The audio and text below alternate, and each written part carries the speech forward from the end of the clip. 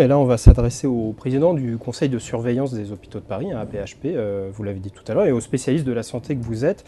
Donc en début de semaine, on a appris qu'il y avait encore 2 nouveaux cas dans l'affaire du furosémide. Donc c'est ce remplacement accidentel de somnifères dans des boîtes de diurétiques du laboratoire Teva.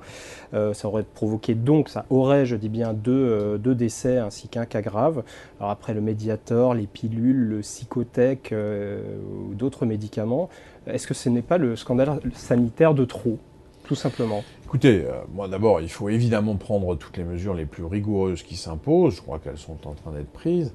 En même temps, on se demande ce qui s'est passé. C'est-à-dire, est-ce que c'est un accident industriel, on aurait confondu un produit avec un autre, ou est-ce que c'est de la malveillance? Enfin, tout ça n'est pas clair. C'est même assez inexpliqué dans l'état actuel des choses.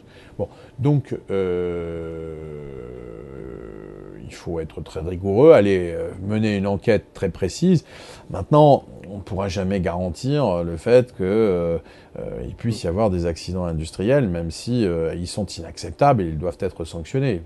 Mais préventivement, s'assurer. C'est donc, il n'y a pas je un dirais, problème c'est de moins structure dans la surveillance des médicaments. On a réformé l'agence du médicament il n'y a pas si longtemps. En l'occurrence, pour l'instant, dans l'état actuel de mes connaissances, je ne vois pas de problème systémique. Je vois un problème...